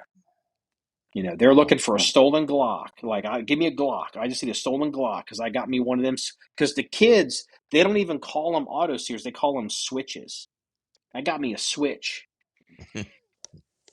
Yeah, it's interesting. Unbelievable. It's super interesting. It's just the whole situation. So, all right, next question. This is the final question. The piece de resistance from John Binion. What do red dot sights do for the future of pistols? If an RDS on a non-moving slide gives quicker splits between shots, do things change? Personally, not in the near future, but if it really is quicker, then things will change at some point. I have to read that again.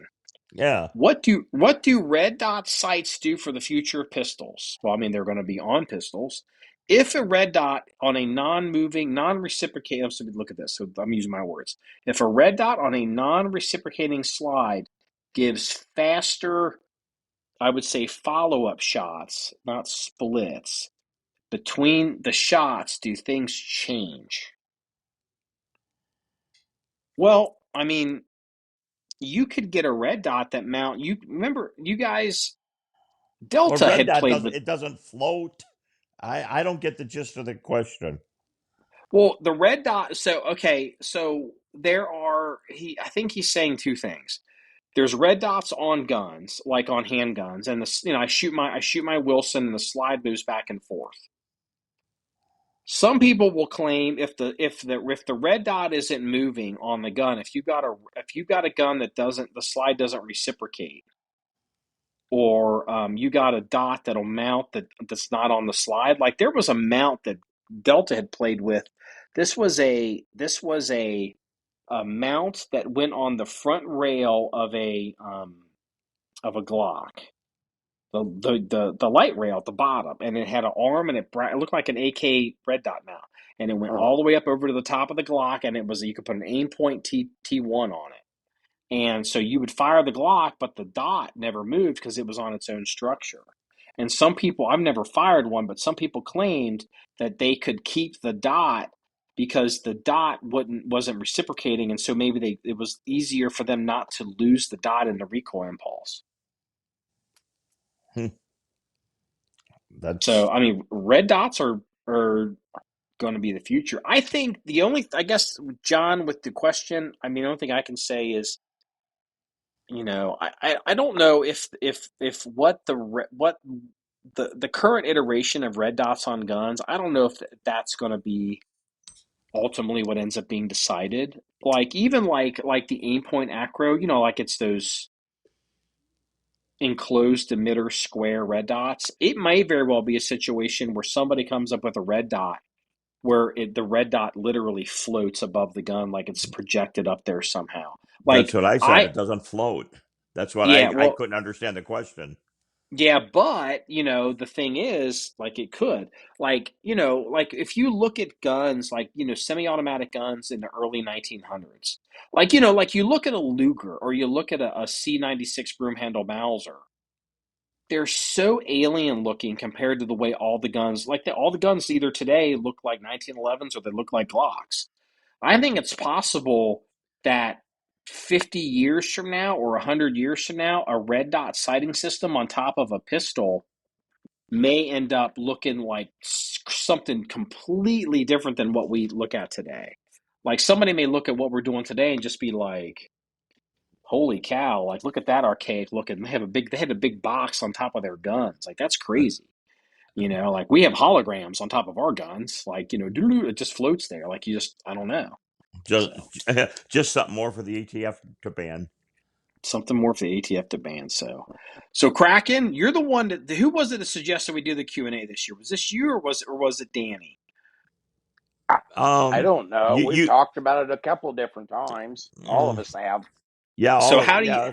I think it was a conglomeration of everybody saying, "Yeah, let's do it." So it's an hour and 50 something. It looks like it's about an hour and 50 minutes of us doing this. So Dan or Kraken, how does it feel to have done one now? You tired? You feel like that was worth it? Probably do it once a year. Well, I've been sitting here answering questions long enough that the baby oil's soaking through the towel in the chair. So I'm going to have to ask I Danny want a just video. exactly how that saran wrap thing works. That's why Yeah, I use saran wrap. Nothing gets through. So it What's in? doesn't get yeah, on the chair. I No, get it. no. yeah. Double wrap. Double wrap. Mrs. Danny does not want you to stay in her furniture. Okay, she's like, So No. do you wrap the hey, well, chair or do you wrap your body? what was that movie in the 80s? I can't remember which one it was, where they, like, I can't remember the line or the character, but someone's like, "Yeah, I came into the room and you were naked in front of a bowl of Jello," and the guy's like, "I wasn't doing anything. I was hot and I was hungry." It's like, dude, shut up. Can't remember what movie that was. Um, so, I still can't eat apple pie. oh, Oh, yeah, yeah. I've never actually seen that movie. I don't believe so. All right, well, American pie. this wraps up episode 327 of the John 1911 podcast. If you want to see more webinars, no stories or anything, if you want to, if you want to see the normal episode stories or pictures, links, everything we discussed, please go to the website at john1911.com. That's JOHN1911.com. Remember, it's all about shooting guns and having fun. Happy 2024, everybody. Bye bye. Have a good night.